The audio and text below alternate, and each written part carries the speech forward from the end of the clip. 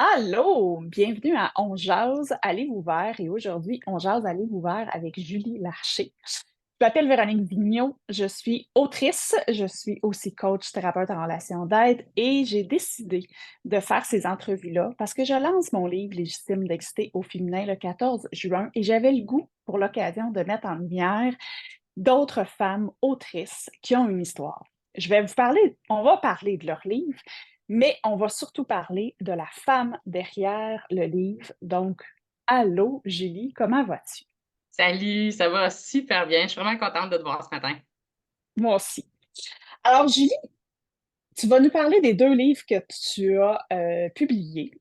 Le premier est Saran, j'ai bien de la misère à le prononcer, Saran et le vœu du phénix, qui est un roman plus qu'une autobiographie, mais il y a quand même un peu de ton histoire, inspiré de ton histoire de 5 à 18 ans que tu avais envie de partager. On va en parler.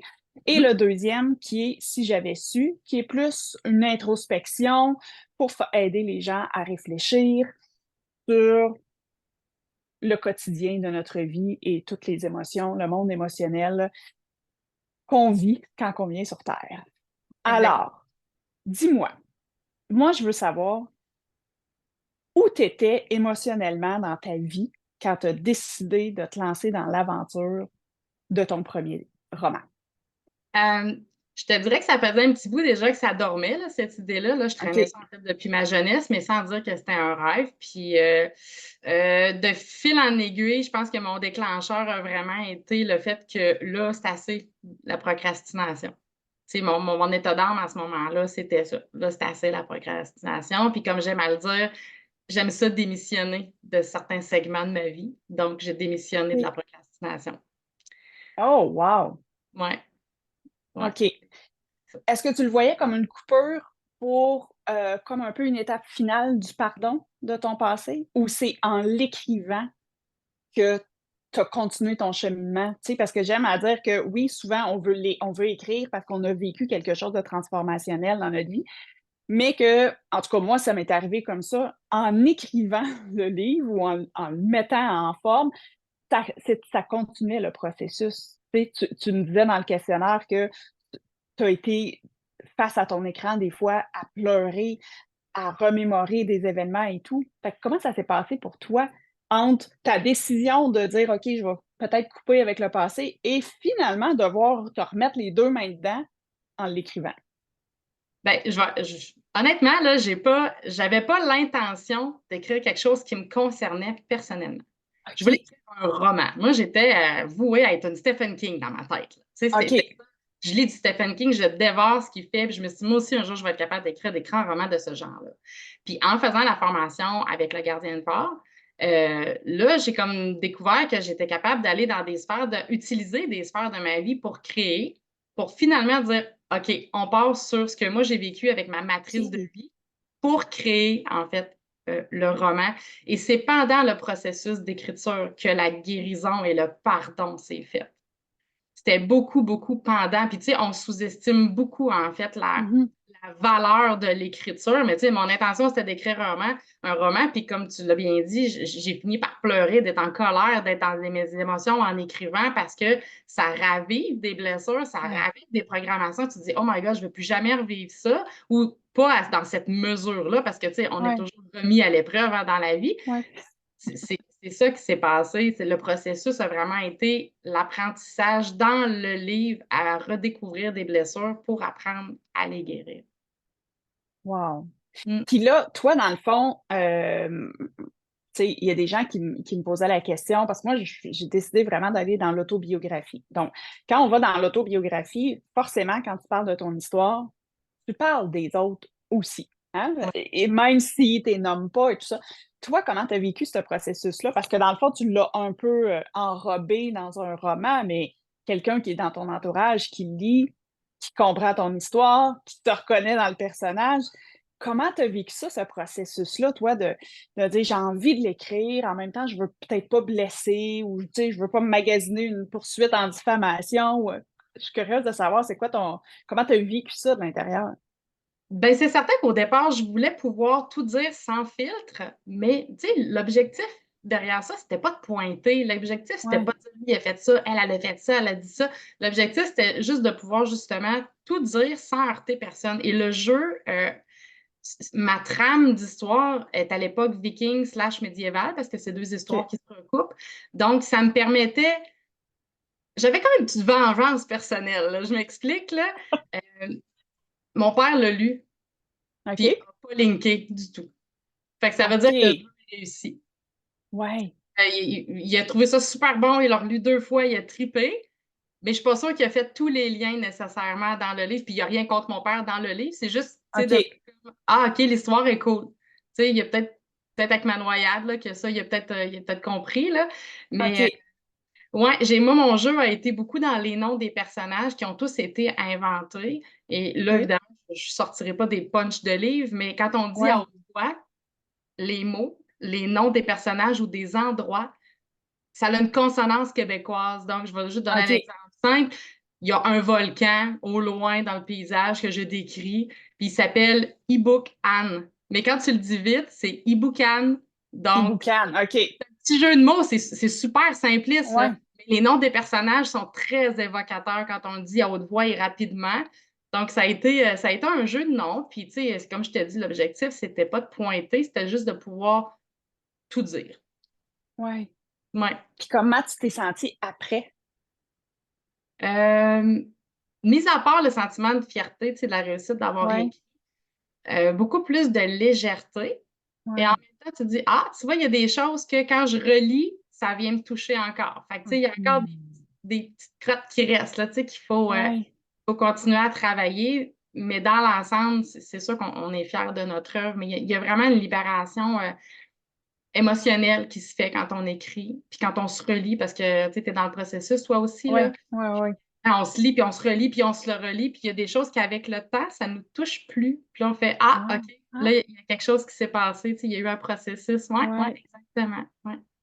Ouais. Parce que tu as dit tantôt en entrée de jeu, la vie nous remet, je ne veux pas te paraphraser, là, mais la vie nous remet les mêmes épreuves. Tu sais, moi aussi, là, avec mon chapeau de coach, thérapeute, là, je crois ça aussi dans ma vérité que on a comme une trame qui est plus définie. Là, tu sais, on peut parler des 5 grandes blessures de l'âme de Lise Bourbeau, mais il y en a une souvent qui va venir nous faire vibrer. Puis tant qu'on ne l'a pas libérée, tant qu'on ne l'a pas travaillé ou qu'on ne l'a pas mis en conscience, c'est comme si la vie, elle nous remettait des épreuves avec d'autres noms, d'autres personnages, d'autres mises en scène, mais toujours dans la même thématique, tu sais. Absolument, c'est vrai. Donc, toi, ce livre-là, tu décides, fait que toi, tu travailles, tu es salarié, fait que tu le fais comme un passe-temps, tu le fais, comment tu as vécu ça, ton processus, que tu as dit là, tu sais, tu disais: «Je voulais plus de créativité, là, dans ma vie». Ouais. Fait que c'était pas nécessairement pour libérer ton histoire, tu t'es fait un peu comme prendre à ton propre jeu, finalement, tu as libéré ton histoire. Au départ, c'était plus l'écrivaine en toi qui avait le goût. Est-ce que c'était un rêve d'enfant, ça, d'écrire?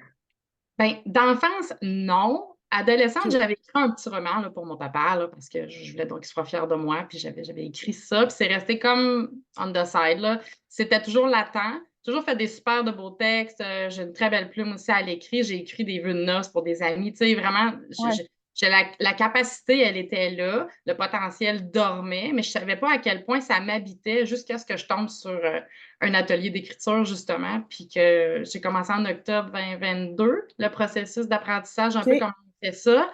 1er janvier 2023, je me suis installée à mon bureau et ça n'a rien à voir avec le fait que c'était le 1er janvier, mais parce que j'étais en congé et que j'avais du temps. Donc, je m'assois 23 mai, le 23 mai, donc quelque chose comme 2 mois et 3 quarts après, j'avais couché 80 000 mots, mon histoire était pondue. Wow.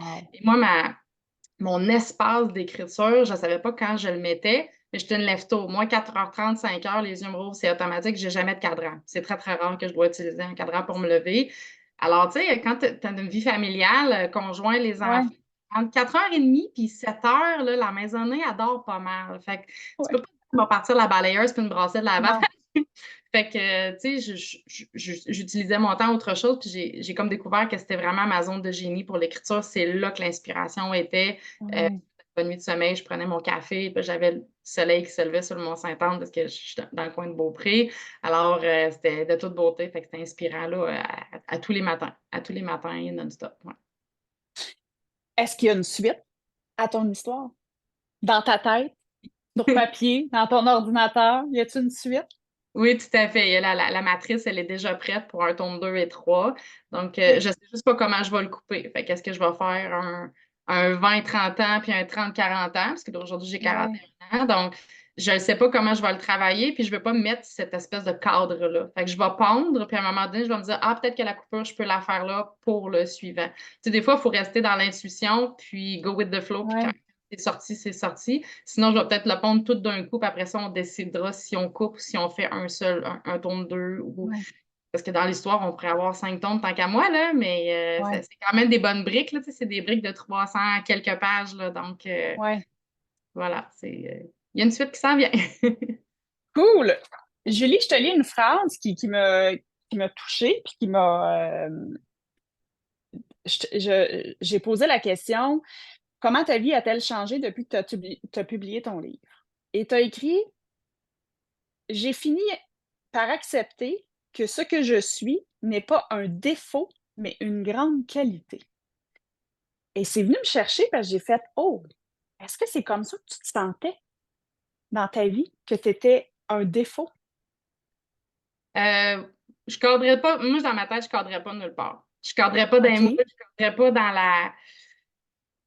Tu sais, tous mes petits défauts, pour moi, c'est ce qui faisait que j'étais un défaut en soi. Tu sais, c'était ouais. jamais assez, c'était jamais suffisant, l'espèce de sentiment de jamais vraiment accomplir quelque chose, c'était beaucoup présent dans ma vie, justement, avant l'écriture, de Sarah Nella Vue du Phénix, ouais. Tu te sentais différente? Comment?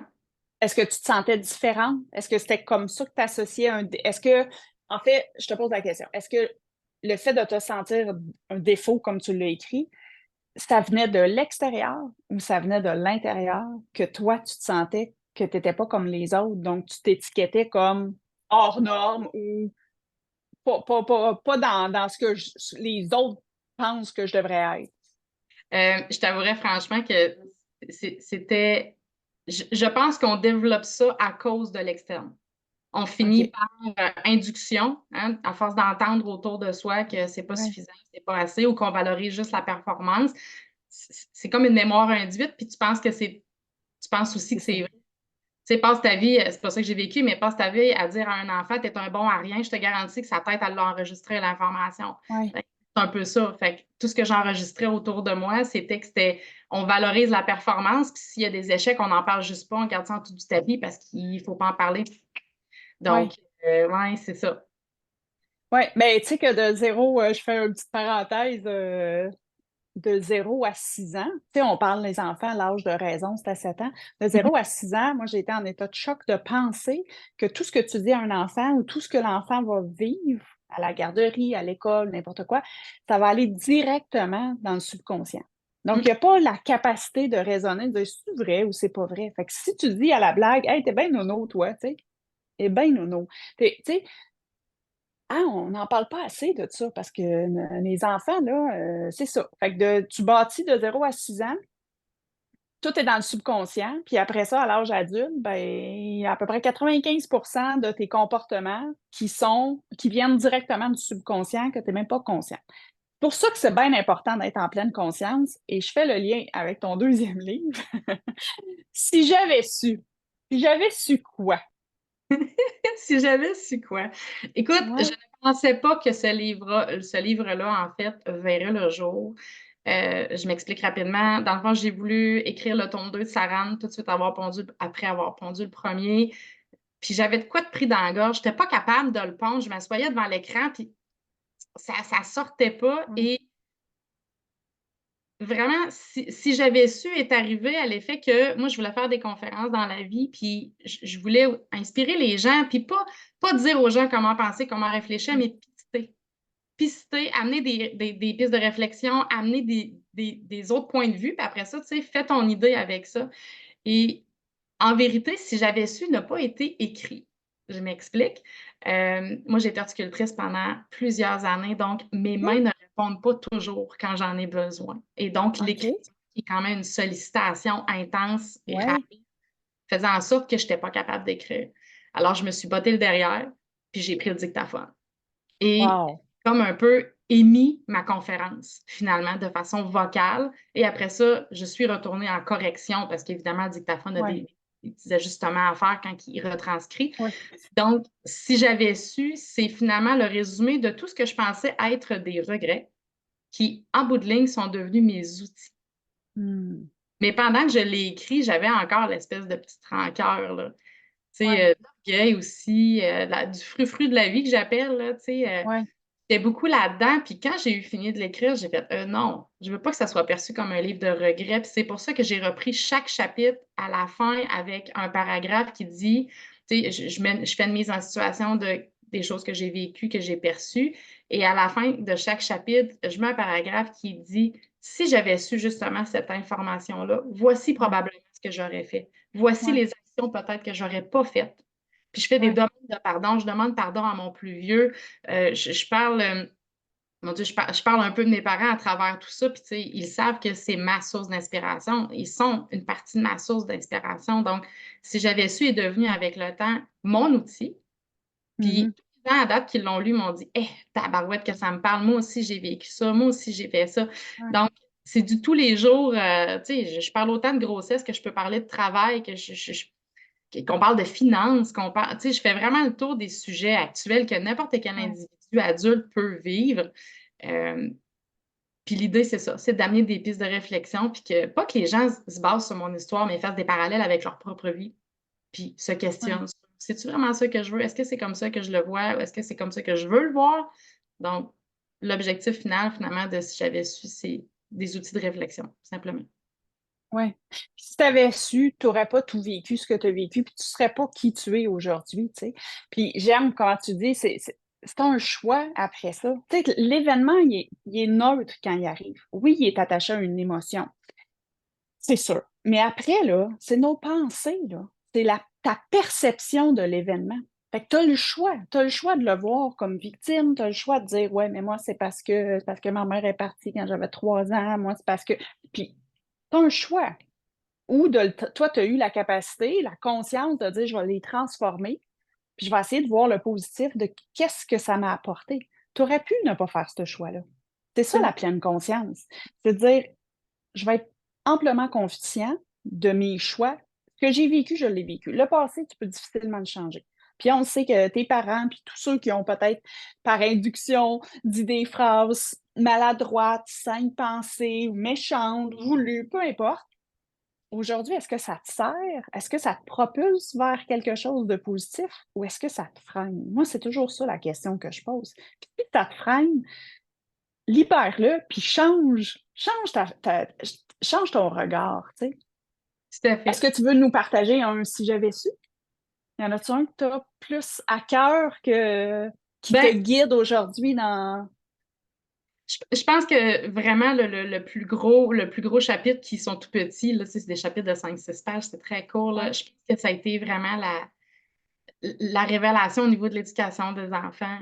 Moi, j'ai 2 ouais, garçons, j'ai, mon plus vieux a 23 ans aujourd'hui, fait qu'il y a quand même un écart, tu sais, mon plus jeune, il a 16 ans, donc OK. m ma perception de ce que je pensais savoir, de ce que je pensais qui était correct, de l'environnement dans lequel j'étais au niveau du couple, a fait en sorte que j'agissais de telle façon avec mon plus vieux, et la prise de conscience s'est faite dans les 5-6 dernières années. Puis là, Mmh. tu sais, ça commence toujours doucement, puis à un moment on évolue, puis Ouais. plus ça va vite, et je travaille tellement différemment avec mon plus vieux. Le «si j'avais su», là, tu sais, de rien prendre comme un drame, parce que je prenais tout comme un drame avec les enfants, puis je sais que j'étais une maman sévère, j'étais exigeante. Mais à quelque part, je le sais que ça a servi aujourd'hui, mais je sais Mmh. en même temps que j'ai pris pour acquis rapidement, parce que mes garçons étaient des enfants matures, beaucoup plus matures que la moyenne, a fait en sorte que j'ai demandé beaucoup à mon plus vieux. J'ai demandé Mmh. beaucoup à mon plus vieux. En fait, je prenais pour acquis qu'il devait savoir certaines choses, alors qu'il faut jamais oublier qu'un enfant, c'est un enfant. Il apprend Ouais. quotidiennement. Fait qu'un acquis d'adulte, ne serait-ce que de baisser le banc de toilette, n'est pas un Ouais. acquis nécessairement pour un adolescent. Tu sais, c'est drôle, Ouais. on le vit, mais je veux dire, tous ceux qui ont des enfants, on le vit, ceux qui ont des Ouais. garçons. Donc, ça, là, c'est le plus beau cadeau que j'ai reçu à travers la prise de conscience. Tu sais, Ouais. quand mon gars, il vit de quoi ou ben: «Maman, j'ai eu un échec à l'école», on s'assoit, on en jase: «Qu'est-ce que ça te fait? Qu'est-ce qu'on peut faire? Bon, OK, on a des défis». Alors, je suis capable de travailler avec lui plutôt que de lui dire: «Tu devrais faire ça, il faudrait que tu fasses ça parce qu'il aurait fallu que» et moi, j'ai vécu dans un environnement comme ça et c'est là, je me suis rendu compte que c'est pas ça que je veux donner. Fait à quelque Mmh. part, tu sais, mon regret, c'est pas d'avoir pu donner tous ces outils-là à mon plus vieux. Puis un jour, il va tout réaliser ça, puis c'est certain que, la communication va se refaire. Il va tout réaliser, ce petit bout-là. Puis moi, je vois mon plus jeune de 16 ans qui est d'une sagesse. Des fois, je suis comme tu sais, l'élève dépasse le maître, on va dire Ouais, ça de ouais, ouais, ouais, ouais. zéro Ouais, prétention, là, mais tu te dis: «Oh wow, tu as donc bien des belles réflexions, mon ouais. grand», tu sais. Il prend ses responsabilités. «Ouais, j'avoue que j'ai pas étudié. Ouais, j'avoue que» ça, c'est le plus beau cadeau, je pense, que la pleine conscience peut nous offrir quand on peut l'inculquer à nos enfants. Puis inculquer, c'est pas imposer, c'est prêcher par nos actions, puis ils le voient. Tu sais, quand il brise quelque chose, il a cassé quelque chose, OK, personne de blessé. Est-ce qu'on peut Ouais. le réparer? Non, ben, on va ramasser nos sous, puis on va le remplacer. Tu sais, Ouais. l'éducation douce à travers ça, puis tu pas besoin de faire du tough love avec les enfants, puis ça, c'est quelque Non. chose que je savais pas avant de me conscientiser à ça, Ouais. tu sais. Mmh. Mais j'émets une hypothèse. Si tu étais dans le tough love avec toi-même, si tu étais intolérante à tes imperfections, Mmh. ça fait aussi que c'est ça le genre de relation que tu as avec les gens. Tu sais, des fois, je vois des parents qui: «Ah, l'enfant, il est difficile, la communication est difficile», pis ça. Quand il y a une transformation du parent, sans que l'enfant ait été impliqué, ben comme tu dis, prêcher par la paroisse pour sa paroisse, c'est vraiment quand toi tu changes, tes dynamiques relationnelles changent. Donc, tu sais, si tu as grandi dans un environnement où il y avait pas beaucoup de tolérance, où on te demandait d'être vraiment parfaite, mais toi, tu as parti avec ça pour intolérante à toi, il faut travailler fort, tu sais, toutes les croyances limitantes de «il faut, il faut, il faut». La journée où tu t'es, toi, décidé de t'aimer plus, de faire du pardon, de dire: «Regarde, c'est pas grave», ben la relation change forcément avec les autres. Puis les enfants, c'est vrai qu'ils dépassent le maître, je te le dis. Ah, Je le vois. le ménage, il se fait tout seul, c'est ça qui est beau. Dans les relations, là, bon, des fois, il y en a Ouais, qu'il faut leur montrer la porte un petit peu plus ouais, fort, mais dans l'ensemble, tu sais, les gens font comme: «Ah, tu as bien changé». Ouais, oui, j'ai décidé d'être moi. Sorry, c'est ouais, ça, tu sais? ouais, Fait que le ménage se fait tout seul, puis tu te rends compte que tu as moins de gens autour de toi, mais tu as tellement des belles relations de qualité ouais, que ça a plus de valeur, selon moi, que d'avoir, 5 000 amis Facebook, tu sais? ouais, C'est ça. ouais. Mmh. C'est un choix, hein, Absolument. c'est un choix. Mmh. C'est ça. Écoute, ton livre, on l'achète où? Oui, Sarah et lever du phénix et si j'avais su, on peut se le procurer directement sur le site de la maison d'édition Un million de rêves. OK. Directement, par là-bas, commander. Il y a possibilité d'avoir livraison également. Je te pose une question, cliché. Si tu avais su avant d'écrire ton premier livre, qu'est-ce que tu dirais à la Julie qui t'apprête à écrire? Ça serait quoi que tu lui dirais? Que tu Ah, ferais différemment si tu ferais quelque chose de différent? je sais pas si je ferais quelque chose de différent, mais à quelque part, je pense que la phrase qui me revient tout le temps maintenant, c'est puis il y en a qui vont dire: «Ouais, là», mais il arrive à rien pour rien dans la vie. Ouais, Tout arrive précisément au moment où ça doit arriver, dans l'angle que ça doit arriver. ouais, Si on se dit: «Pourquoi ça m'arrive? Pourquoi ça m'arrive encore?» Il y a des raisons pour lesquelles les choses arrivent, mmh, puis c'est tout le temps avec le recul qu'on comprend pourquoi c'est ouais. arrivé. Fait que je pense que je dirais ça: «Il arrive à rien pour rien, continue, il arrive à rien pour rien». Fait que c'est Mmh, la même chose pour ton tome 2 et 3. Il va sortir quand ça va être le timing parfait qui est dû pour, sortir. exactement. En terminant, Julie, est-ce que tu as un mot de la fin? Est-ce que tu aimerais qui souhaites-tu qui lise ce livre-là? Je sais qu'on a tendance à dire tout le monde, là, mais mettons, là, tu aurais, qui tu voudrais qui qui ait ce livre-là dans les mains que tu penses que ça pourrait inspirer pour faire du bien? Je dirais que Saran et le vœu du phénix, les ados, j'aimerais OK. ça qu'ils lisent ça.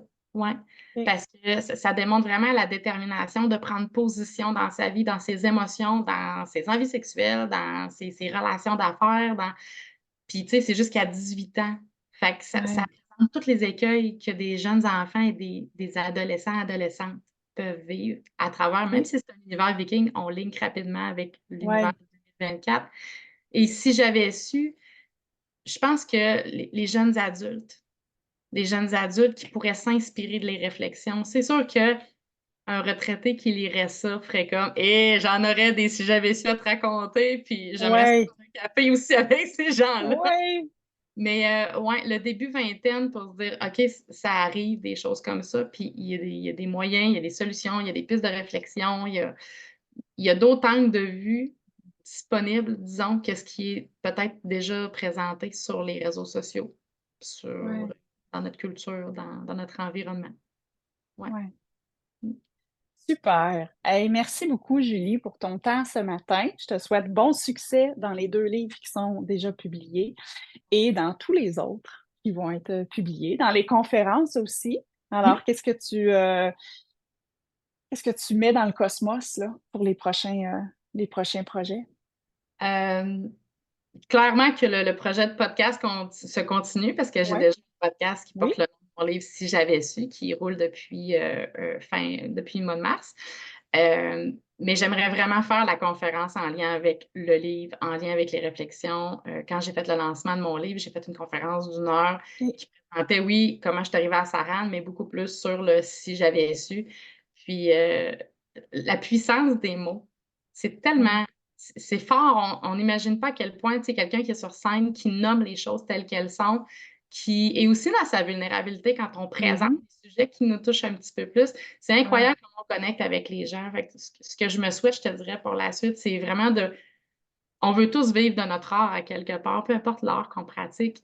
Mais j'admets que les conférences, j'en ai fait une, toute seule sur scène, puis Jérémie a été présente avec moi peut-être 10 sur l'ensemble Ouais. et c'était tellement naturel pour moi que je ne peux pas faire autrement qu'espérer de voir déjà que je vais en faire d'autres et Ouais. c'est l'énergie, hein, que ça nous apporte en tant que conférencier, là. Ouais. Tu sais, Ouais. oui, on sait qu'on apporte aux gens, mais l'énergie que nous, ça nous apporte après de faire: «Oh wow, j'ai touché des gens, les gens sont venus me faire des câlins, sont venus me voir après». L'ensemble de ça, c'est ce que je me souhaite de Ouais. revivre encore et encore et encore, ce scénario-là. Ouais. Ben, je te le souhaite. Puis c'est au-delà d'un amour égotique aussi, je pense que c'est une contribution, un sens. Ça donne sens quand tu es sur scène puis que tu vois que tu inspires 1, 10, 20 personnes. Puis tu le dis, les sujets sont universels, hein, l'amour de soi, les regrets, la colère, la tristesse, les déceptions. On est des êtres humains avec plein d'émotions. Fait qu'on lit des livres puis on fait: «Oh mon Dieu, je me reconnais dans cette histoire-là, je me» On est des êtres humains qui on aurait peut-être intérêt à toucher un peu plus notre vulnérabilité puis s'inspirer les uns les autres. Tout à Ce fait. fut un réel plaisir. Merci beaucoup. Alors ton podcast, on le trouve où? Sur Je sais qu'il est disponible là, via Ocha, puis ensuite on peut OK, le chercher avec, Spotify, Apple Podcasts, puis sur les s'abonner. plateformes. Oui, tout à fait. Excellent. Merci. Alors, c'était Julie Larcher, autrice de 2 livres, Saran et le vœu du phénix et Si j'avais su. Merci d'avoir été là pour cet épisode-là. Vous allez avoir tous les liens dans le bas de la vidéo. Abonnez-vous pour être sûr de rien manquer des autres entrevues parce que tout le monde a une belle histoire à raconter. Merci.